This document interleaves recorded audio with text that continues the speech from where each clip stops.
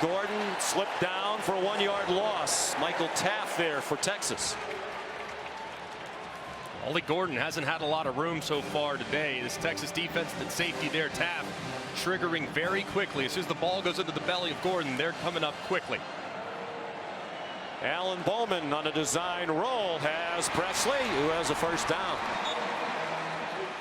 Third catch for Presley, 203 in his career, 6th all-time for Oklahoma State. Yeah, coming in today, leading the Big 12 in targets with 109. Very effective against Houston as well. After the fake to Gordon, the quick slant, a little too hot to handle for Presley. He might be their most important player today outside of Ollie Gordon. He's going to be in the slot. He's going to be working against one of the best cover guys that Texas has in Barron. He's got to win that matchup. They go with tempo. They throw a deep ball, and it's too long for an open Jaden Bray. He got behind the defense, but Bowman's throw was off target. And this is a throw you just have to make. The safety inside is keyed on Presley, who's running a post. You get another post over the top, and Bray just can't track it down as Bowman is so upset with himself, knowing that those opportunities are few and far between, and you have to hit them when they present themselves. Malik Muhammad, who went off injured earlier, is back on the field. Brian Watts, who's been a starter much of the year at corner for Texas, is not even dressed. He aggravated a back injury last week against Texas Tech. 3rd and 10, final minute of the quarter. Bowman close to the line of scrimmage. Found a man for a first down into Texas territory. It's Ollie Gordon. That was a heck of a play by Ollie Gordon. Saw that his quarterback was under duress. He was in the middle of the field and took off for some open space. And Bowman, nearly approaching the line of scrimmage, gets it out just in time for another nice completion. It's Bowman's dad, Kirk Bowman, in attendance. A 4-year letterman at Penn State. Had 10 career catches, but a couple of them were incredibly important for the Penn State Nittany Lions. Leon Johnson, the intended target. He was on that 1982 team that wound up winning the national championship. Early in the year, they played Nebraska, who was ranked number 2 in the country. They won on a last-second touchdown pass. Bowman Kirk had 2 catches that entire 82 season, both in that game against Nebraska, both for touchdowns. Amazing. And his nickname was Stonehands. He played a lot of defense. Can't imagine what that would mean. And he rescued a bad throw by our buddy Todd Blackledge for the winning touchdown, by Todd's own admission. Brennan Presley the catch on the final play of the first quarter. Texas impressive, trying to make a statement perhaps to the committee. More importantly, trying to. You know, it looks like to me that we're doing a good job of staying balanced on offense and keeping them off balance with run pass. That helps us more than anything. Why'd you go with Logan Ward over Alex Hale? Well, Logan gets a little bit more elevation on the ball on the PATs, so we want to give him a shot. All right, thanks, Coach. Yeah. Well, here is that 3rd down and 4, probably 4 down territory. Bowman just throws it up for grabs, and it is intercepted. He threw it into triple coverage. Keaton Crawford picked it off. And just a bad decision here from Bowman. Crawford is retreating. They're trying very hard to get that post over the top. It's great initial pressure by David Benda, who forces Bowman to kind of throw off his back foot. Throw is short, and Crawford's able to make a heck of a play to reel it in for the interception. His first of the season. The Horns now with an interception in 7 straight games. They had 3 of them last week. And you said it earlier, Bowman's been mistake prone for a lot of interceptions. Question for some, did this hit the ground? Did he have possession? They're going to let it keep going. I'm surprised they're not stopping it to take a deeper look in the replay booth.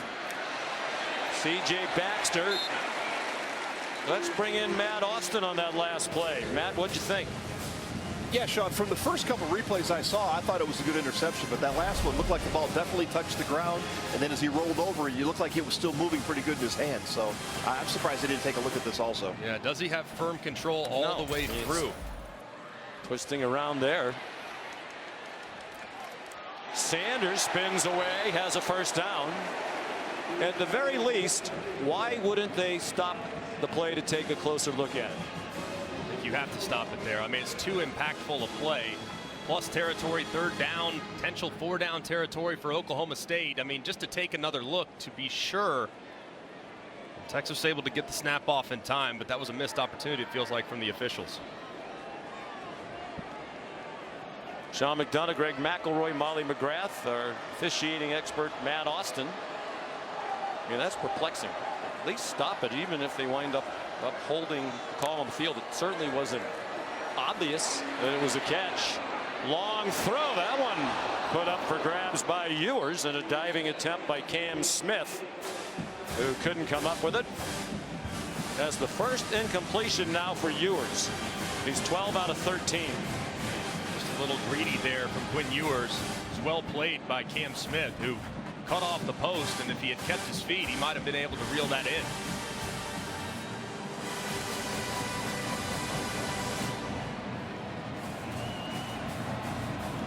Three touchdowns in the first quarter. In the loss to Oklahoma, he completed 19 straight at one point, which is the single game Texas record. Hard hit by Nick Martin, the Big 12's leading tackler, on C.J. Baxter. Stopped him in his tracks. He is so quick and active, is Nick Martin. Just immediately, as soon as that ball is handed off, he shoots into the backfield around DJ Campbell and drops him for a short gain.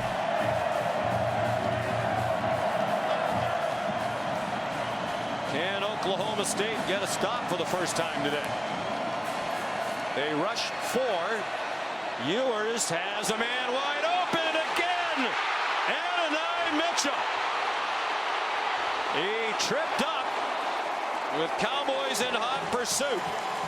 He stumbled and went down inside the 20-yard line, but another huge play for the Horns, 63 yards. And this was an incredible route and so well timed by Quinn Ewers. He threw the ball initially as A.D. Mitchell was bending on the out, and then he turns upfield, hits him right in stride, does not allow the defense to recover, and it's another big play for the Horns. Their 8th already of 12 yards or more. Whittington down shy of the 10. Cale Smith made the tackle. Everything working for Steve Sarkisian in his 3rd year as head coach at Texas. 5-7 2 years ago, 8-5 last season. And now 11-1. 11 wins for the first time since 2009. The last time they won the Big 12. And on to play for the national championship.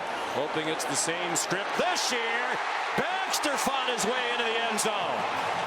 Colin Oliver couldn't get him down.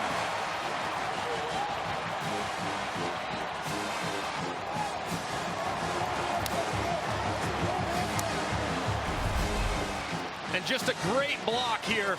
Watch number 78, Kelvin Banks. He initiates contact with number 1 Benson and just buries him. Celebrates after the fact as well. Well earned, too. That was a big collision that sprung Baxter for the touchdown. Just an excellent drive from the Longhorns. 95 yards in just 3 minutes and 7 plays. An extra point good by Auburn. They've averaged over 12 yards per play. They've had 4 possessions. All of them have ended in the end zone.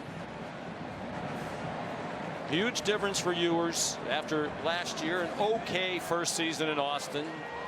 He got in much better shape. He developed much closer relationships with his teammates, became a team leader, got deeper in his faith, and he has been a much better player this season. A huge reason why they're 11-1. Ollie Gordon straight ahead for about 4. This is an advanced system for quarterbacks too, and We talked to Steve Sarkisian. Last year, he was kind of just playing on talent alone and had to take the next step with his professionalism, and he's done that. He's really studied, he's really understands tendencies and trusts the receivers to make plays for him, and the results have been staggering. Gordon, a hard-earned 2 yards. Byron Murphy there for the Texas defense.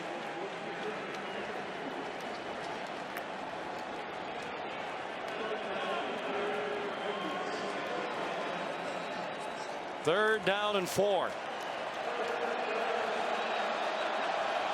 Gordon's been held at under 3 yards per carry. Bowman dumps it off for Gordon, and he can't catch it with one hand.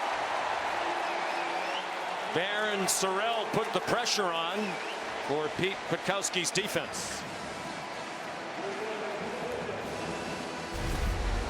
Baron Sorrell doesn't get nearly the credit he deserves. Doesn't have crazy sack numbers, doesn't have crazy production as far as tackles. I think he's the unsung hero there on the front. He continues to provide a consistent presence there on the end of the line of scrimmage and made his presence felt there against Bowman. Hudson Cock has handled all of the punting so far today. Tumbling punt. Worthy lets it go. It takes a good bounce for Oklahoma State.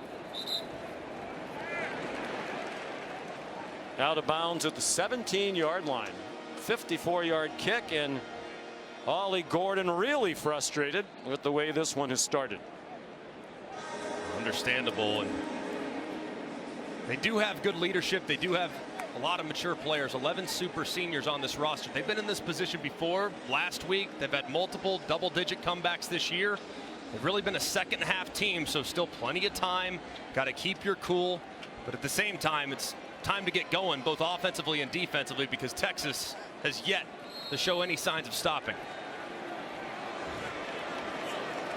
For those comebacks, they had 4 of them late, weren't against teams the caliber of Texas.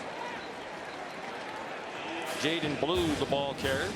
And who would have thought they would have been here when they lost to South Alabama at home in week 3, 33-7. Lost the next week at Iowa State. Mike Gundy said that was actually the game where he knew his team was going to be good. And we knew Iowa State was better than most people knew. The Cyclones wound up having a solid year. Ewers, nifty as he avoided the rush, and his leg tackled after the short gain by Justin Kirkland.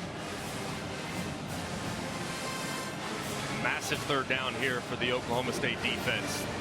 They have struggled so far in the field. They've given up 2 for 2 on third down already, so they absolutely have to get off the field here. And Texas has not been a great third down team offensively this year, so a pivotal down for the Pokes. A rush 4, and it's a completion for a first down. So Gunnar Helm, the number 2 tight end, for an 11-yard gain. And this is a void in the zone defensively. Gunnar Helm just sits right over the middle, a little scat right 66. It's just a curl route. It's called an over the ball. Perfectly thrown and executed for the conversion. Ewers, another open receiver. It's Whittington to the Oklahoma State 44. 24 yards on that play, and a flag down way back behind the line of scrimmage.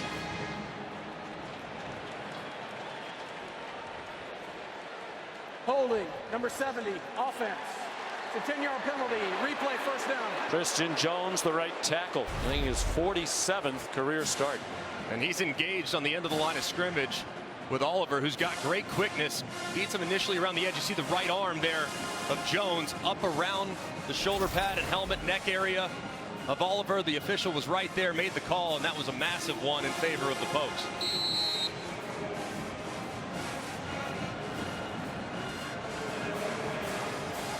Takes down another big gainer. They're still over 300 yards of offense for the game. tight end screen to Sanders. Woo. Good tackle, or that had much more in it. Trey Rucker made the stop.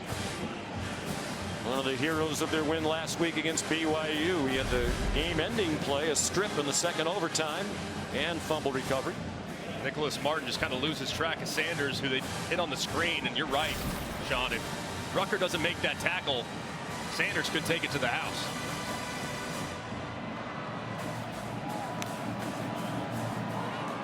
Blue in trouble and swung down for a loss. Cody Walderscheid, a fifth-year senior, one of the Cowboys who played in that championship game loss here 2 years ago against Baylor. Midway through the second quarter, it's been all Texas. Perfect on third down. 3 for 3. Haven't even had that many third downs. They brought a blitz, and it's an interception. Nick Martin slowed by Ewers and tackled by Xavier Worthy at the 3-yard line. Exactly what Oklahoma State needed. And Nick Martin's eyes are in the backfield the entire way. They try to hit the shallow cross underneath. Martin steps in front. Ewers just never sees him. I mean, he throws it right to him. And the athletic linebacker, 210 pounds, shows off the speed as he's taking it back. Nearly takes it to the house, and a touchdown-saving tackle there for the Texas offense. And you see a little scope there on the football. Eyes on the quarterback, makes a big play in zone coverage, and takes it inside the 5. 22-yard return, second interception of the year for Martin, a sophomore from Texarkana, Texas. Well, what a turn this might be. Gordon inside the 2. 19 takeaways now in the last 9 games for Coach Gundy. They had only 2 total in the first 4 games when they got off to that 2-2 start. They need the takeaways because, as we've seen, the defense is porous. Yeah, they have to get Texas behind the sticks. Fortunate there, obviously, on the holding penalty, racing big play, and they pay it off a couple plays later. Huge turn.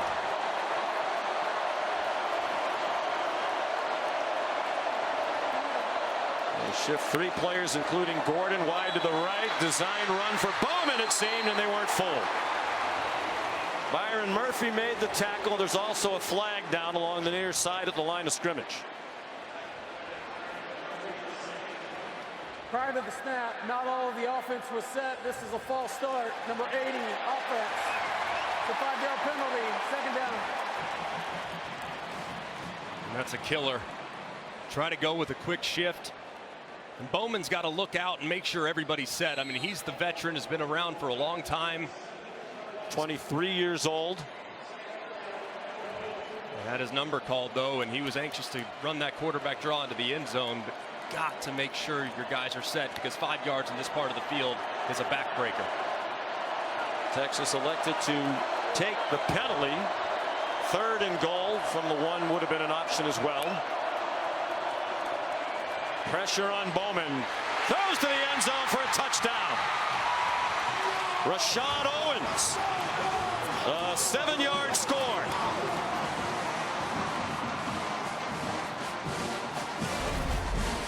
And there was a lot of pressure right up the middle. Bowman had to retreat just ever so slightly, as it looked like Murphy was putting the center Michalski on skates, but Bowman retreats just enough. There's plenty of separation, and they pay off the interception and the really first mistake made by the Longhorns today. Here's Logan Ward, who has not attempted a PAT or field goal as a Cowboy prior year, if you're a sports fan. Including this championship Saturday in college football. After the fake, Ewers not on the same page with Adonai Mitchell. Ewers with 3 touchdown passes already. The record for most in a game in a Big 12 championship is 4, shared by Baker Mayfield of Oklahoma in 2017 against TCU. K-State's Eli Roberson in 2003 against Oklahoma. They scored on their first 4 possessions, but then the interception. Keelan Robinson stopped short. They are Quinn Ewer's parents, Curtis and Kristen. He grew up a Longhorn fan. Did Quinn? We asked him the other day, what would it mean to be the quarterback who helps lead Texas to the first conference title since '09 and into the college football playoff for the first time? He said, it would be my dream come true.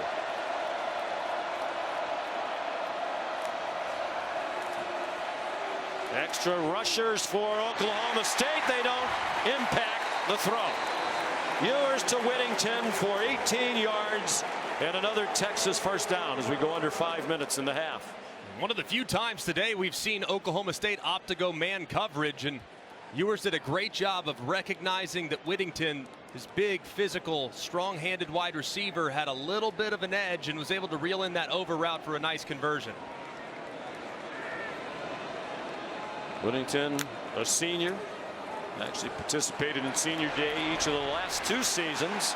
Baxter swung down by Nicholas Martin.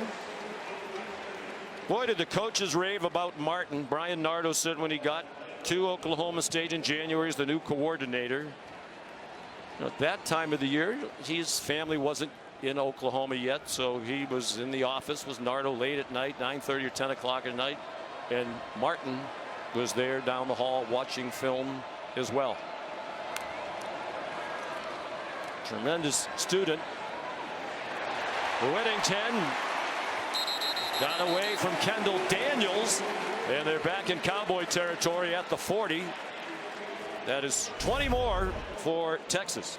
And that's such a difficult matchup for Daniels. Whittington, look at the route inside. I mean, steps way inside, fakes like he's going to run a slant or a post, breaks it to the outside. The ball is well timed by Ewers, and another big gain for the Longhorns. 306 yards passing in the half for Ewers. 3 touchdowns and still 3.5 to go, and that one a little bit too far in front of Xavier Worthy. TJ McKinney had the coverage.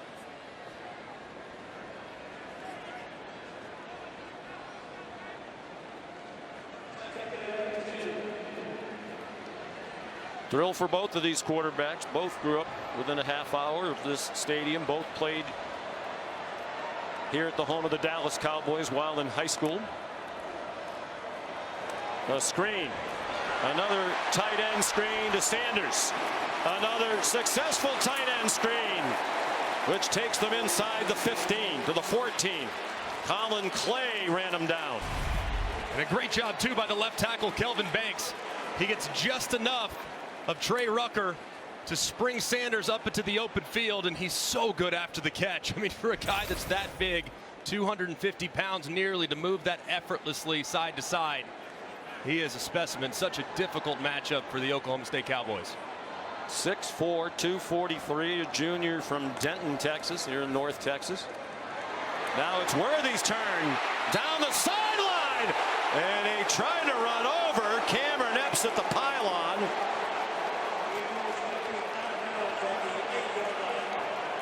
One of the officials is marking it out at the 8-yard line. Woof. Man, what a collision there. They list Worthy as we look to see if he went out of bounds. Yeah, it looked like he did right there. They list him at 172 pounds. Like that right foot was out of bounds there, though, as he was turning the corner. 2nd down and 4. Ewers wide open was Worthy, and the throw was just off target on the run. Sprint right option here. A.D. Mitchell on the outside. His responsibility is to create a little bit of a pick with the defenders. He does so beautifully, and Worthy is wide open in the flat. I mean, that's one that Ewers has to hit. It's an easy throw, and it would have been an easy touchdown. 3rd down and 4. 4 out of 5 on third down today. The Longhorns.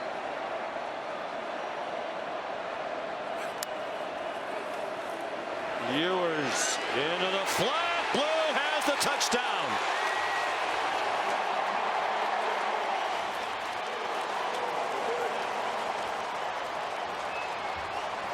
And Ewers, the first quarterback, to the delight of his parents, to throw 4 touchdown passes in a half of a Big 12 championship game. And this is such a difficult ask for Nicholas Martin. He's so speedy, but he's inside leverage. Blue runs right into the flat and beats his man to the pylon for another time. Stay tuned. Great tradition. It's coming up at halftime. Stay tuned. Watch 2 deserving students compete for a life-changing grand prize of $100,000 in tuition from Dr. Pepper. That'll get you through, what, 1 year and change at a lot of colleges? At Syracuse, for sure, right? Well, you know, you're paying for a superior education. Getting your money's worth. Did you coach up these deserving students? I did not. Brennan Presley corralled at the 15-yard line, and a flag flies in at the end of the play. Maurice Blackwell in on the stop for Texas.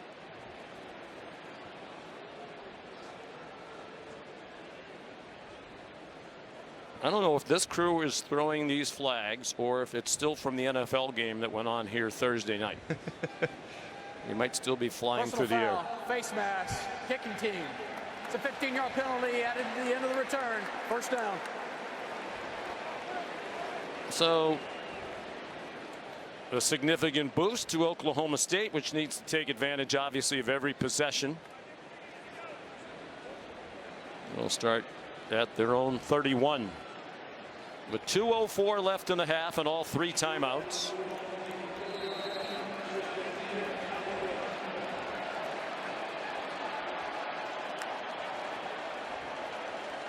Bowman, after the fake to Gordon, throws, and a nice catch by Sesi Vailahi.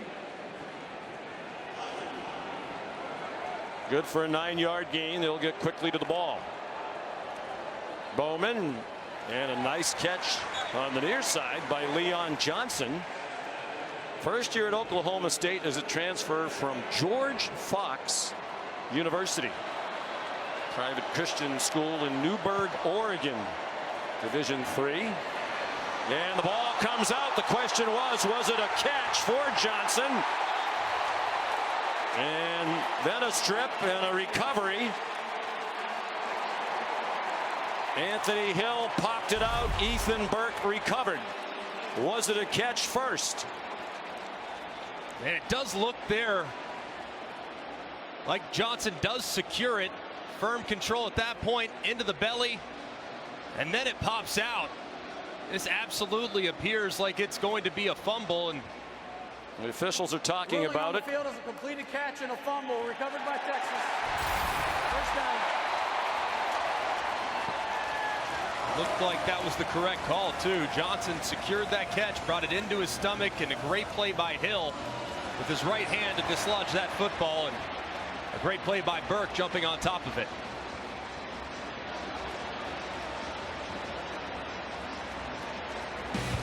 So a chance for the Horns to add to their 21-point lead with 1:29 to go in the half.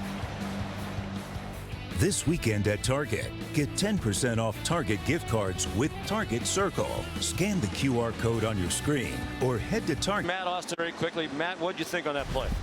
Yeah, this play was as close as you could get. The player did get firm control. He did get a body part down. The question is, does he meet the time requirements, which is tuck the ball away, turn, or take additional steps? Barely. He made all 3, so replay wouldn't have done anything with it, so the call was going to stand either way. Yeah, if it was ruled the other way, it might have stood as well. Such a close call. The call does stand. C.J. Baxter banged down after a gain of 1 by Nick Martin.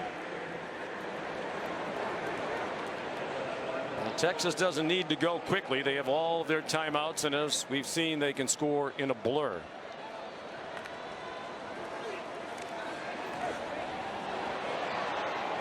Ewers incomplete. All of their 5 touchdown drives have been 3 minutes 49 seconds or shorter.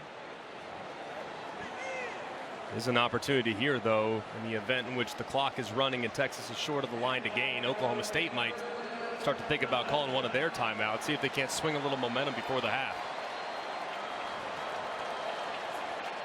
Mike Gundy in his 19th year as head coach at his alma mater, winning his coach in school history.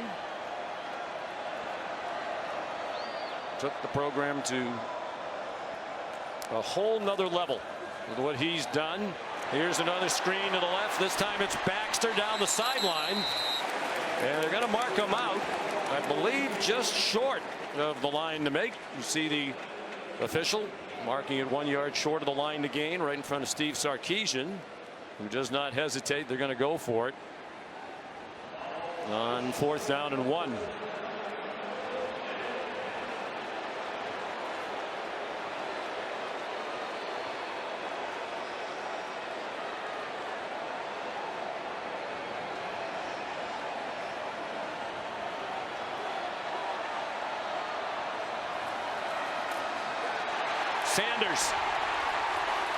Sanders down the sideline, 1st down.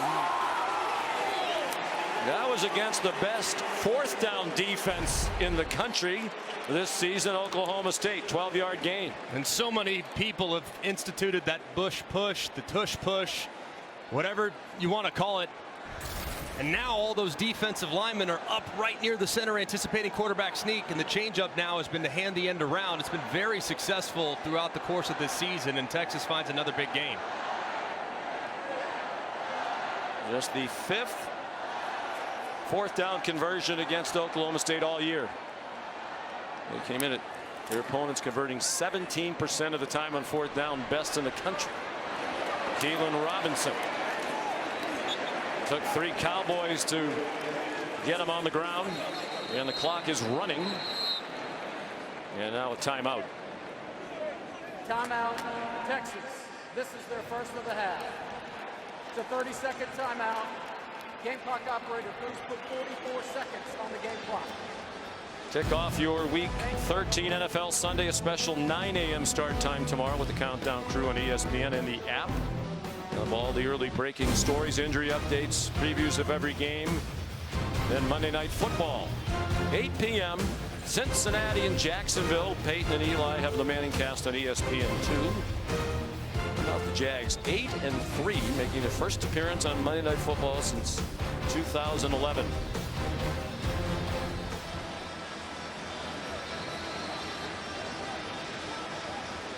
Alan Bowman can only watch.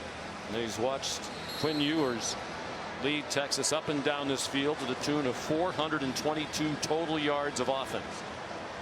354 of it passing.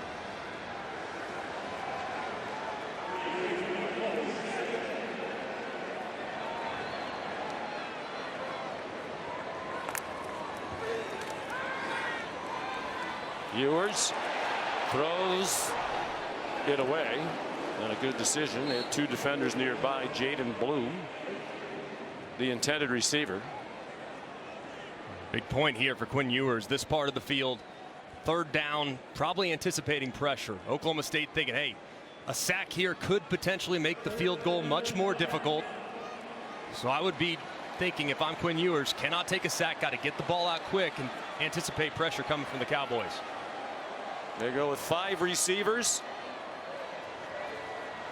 And Ewers out of the gun on 3rd down and 5.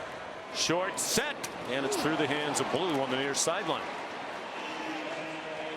So the field goal team will come out. Or will it? They started out, and now they're being summoned back. No reason not to at least try with the timeout in your pocket. At least try. See if you can't get Oklahoma State to jump off sides. I go with the hard count here, and maybe you can pick it up with the offsides. And Oklahoma State very late running a player onto the field. And now the play clock is running out, and it expires, and there's a penalty.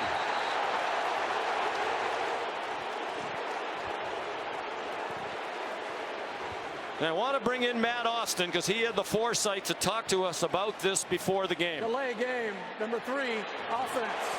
It's a 5-yard penalty, 4th down. Matt, can you tell us what you said before the game? Coach Gundy is a master at the defensive substitution.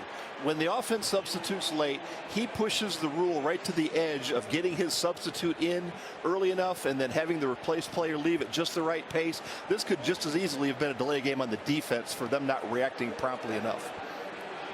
And credit to you, Matt. You specifically mentioned that to us before the game. That's exactly what happened. So here is Bert Auburn, who's made 19 in a row, the school and conference record, and that streak is over. Wide left from 44 yards. Looked like a good snap, good hold, perfectly placed, and Auburn just hooks it a little bit to the left. Bringing to the end one of the great streaks in the sport by a kicker. And that delay of game penalty at the end of half, that's a big mistake by Steve Sarkisian. As he says, that's my fault. He's got to call timeout, because who knows if that field goal's 5 yards closer, does it go between the uprights? It's a real question that we'll never know the answer to, but you can't take a delay of game penalty in that spot. Let's see how the Cowboys play it with all 3 of their timeouts left. They're going to try to throw it. Bowman was looking deep, checked it down to Ollie Gordon, stopped by Hill. Very close to the line to gain the 9-yard gain. I mean, they're racing the line up. Why not use the timeout? There's only 11 seconds to go, and now they do. And the clock stopped on 17 seconds for a millisecond too. Very strange sequence there. It's almost as if everyone on the field thought he got the first down, but Game clock to 17 seconds. This will be a 30-second timeout. Now let's go back to that last sequence. Mike Gundy, give him credit. I mean, Matt talked about it.